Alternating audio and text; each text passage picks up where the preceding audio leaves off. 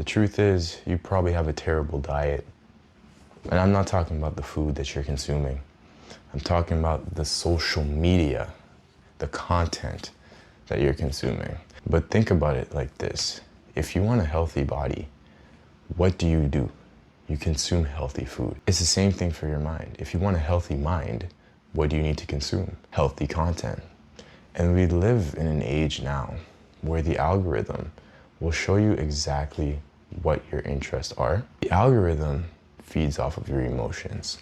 And if everything that you're consuming is negativity, anger, outrage, just bad energy, you're gonna find it easier in your day-to-day life to exhibit those behaviors. You're gonna get a little bit angrier than normal, more irritated, play the victim.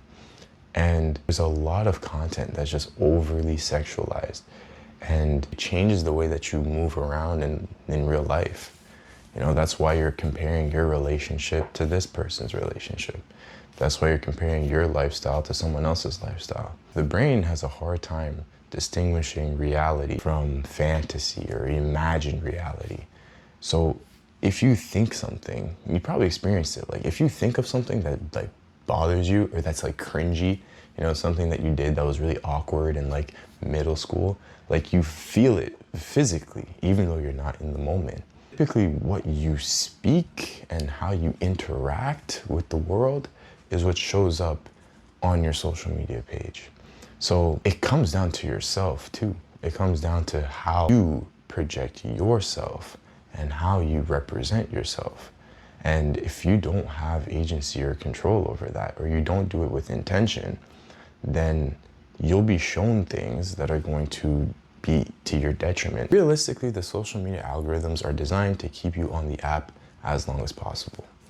So I'm gonna show you things that play to your desires, that play to your vices, because that's what's more addicting, right? The things that'll really drive up your dopamine, the things that'll really like, you know, stimulate your mind, because that's what's gonna keep you on the app longer.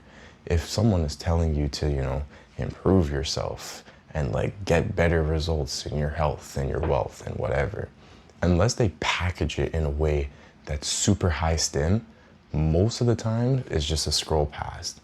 If you don't have an attention span that is longer than 10 seconds, that is a genuine problem, because you won't be able to create. You won't be able to produce anything of value because your attention is so little. You have no control over what you pay attention to. Depth creates understanding.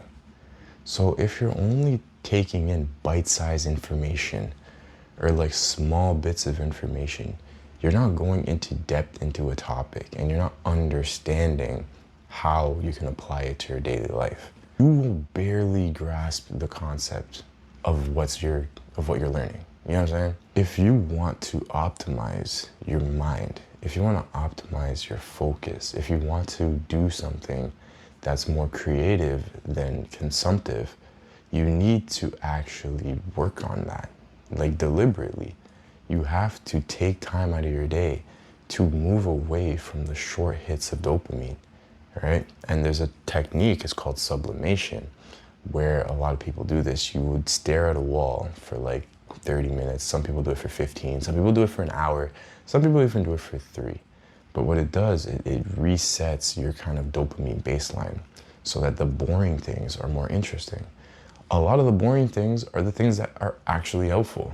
There's nothing short term, right? You could either go to the gym or you could, you know, take exogenous steroids. But one is detrimental to your health long term, and the other one will build a consistent habit that will help you in your day-to-day life and also boost other areas of your life as well. It's not just gonna be your physique, it's gonna be your mindset, it's gonna be your discipline, it's gonna be your consistency.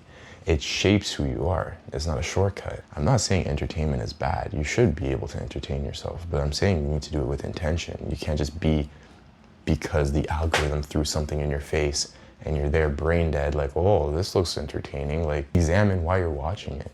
Where does that come from? Is this in line with your character? Is this in line with who you are? Is this what you actually want to achieve in life? So pay attention to that.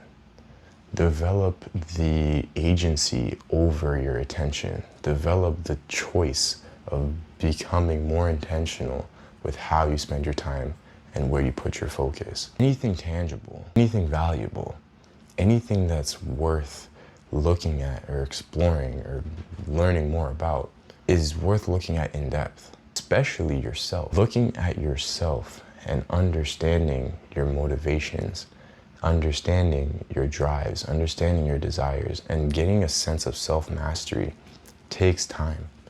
It takes time to really examine the root of your thoughts, the root of your character. And I would say that's the most valuable thing that you would need to study in this life. Not how to make more money, not how to meet more partners, not any of that, not these vanity metrics, but who you are as a person. Do you know yourself well enough? Are you comfortable sitting in silence? Are you comfortable enough asking yourself deep questions that might expose your character? Your mind has limitless potential. The internet is a vast wealth of information. Like, you have so much power at your fingertips. We're in an age now where information for any topic and any subject can be looked up.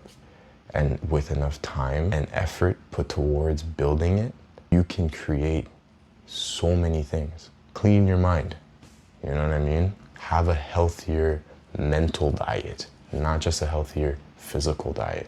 It'll produce long-term results that will shift and make you a more useful member of society and develop your character to feel more proud of yourself and your choices. Watch this video, subscribe, join the winner circle, and I'll catch you next time.